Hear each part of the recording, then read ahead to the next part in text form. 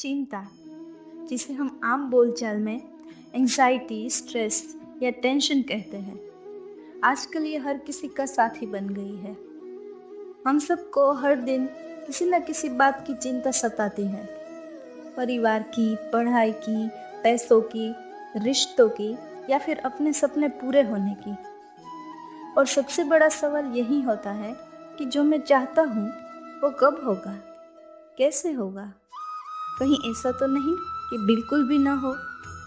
और कई बार आप इस चिंता से इतना घिर जाते हैं कि आपका आज, आपके चेहरे की मुस्कान और आपके मन की शांति सब कुछ खो जाता है। लेकिन एक सवाल जरूर उठता है, क्या चिंता होना, टेंशन होना हर बार बुरा ही है? नहीं, बिल्कुल नहीं।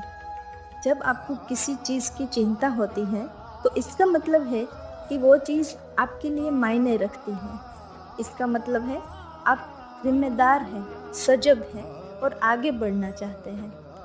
पर जब यही चिंता आपकी मुस्कान छीनने लगे, आपकी नींद छीनने लगे, आपको भीतर से तोड़ने लगे, तो फिर वक्त है उसे समझने का और उससे मुक्त होने का। असल में चिंता कहीं बाहर से नहीं आती, वो हमारे ही मन की उपज है। एक अनियंत्रित, चंचल और अधीर मन जो कभी हमें भूतकाल के पछतावे में उलझा देता है तो कभी भविष्य की अनिश्चितता में। श्रीमद् भगवद गीता में श्री कृष्ण कहते हैं, मनुष्य स्वयं ही अपना मित्र है और स्वयं ही अपना शत्रु।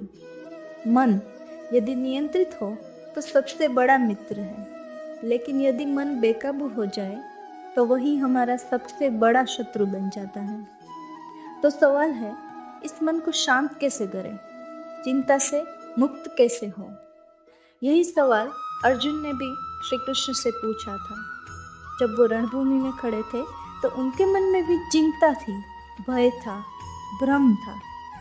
अर्जुन ने कहा, हे कृष्ण, मन अत्यंत चंचल है, बलवान है और हठी है। इसे नियंत्रित करना वायु को पकड़ने जितना कठिन लगता है। और श्रीमद् भगवद गीता में से ही हमें इसका उत्तर मिलता है, एक फॉर्मूला जिसे हम कहते हैं O3 फॉर्मूला। जी हाँ, O3 यानी ऑब्जर्व, ऑफर एंड ऑपरेट। तो चलिए वन बाय वन जानते हैं कि इसे इम्प्लीमेंट कैसे करना है। तो पहला O, ऑब्जर्व यानी देखो। जब भी कोई नकारात्मक विचार मन में आए तो तुरंत उस पर प्रतिक्रिया मत दीजिए, उसे बस देखिए, पहचानिए, लेकिन उसमें बहिए मत। जैसे आप ट्रेन के प्लेटफॉर्म पर खड़े हैं और सामने से एक ट्रेन गुजर रही है। आप उस ट्रेन में चढ़ते नहीं, बस उसे गुजरते हुए देखते हैं। उसी तरह अपने विचारों को देखिए, बिना उसमें उलझे।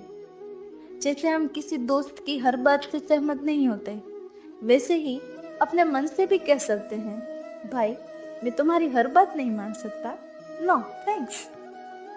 ये सरल लग सकता है, लेकिन प्रैक्टिस से ये आपको एक बेहद गहरी आंतरिक शांति देगा। दूसरा O, ऑफर यानी समर्पण। जब भी चिंता बढ़ने लगे, एक गहरी सांस लीजिए और कहिए, हे कृष्ण, ये सब चिंता मैं आपको सौंपता हूँ। मुझे मार्ग दिखाइए, मेरा साथ दीजिए। यह सच्चा समर्पण है। और याद रखिए, कलयुग में सबसे बड़ी शक्ति समर्पण ही है।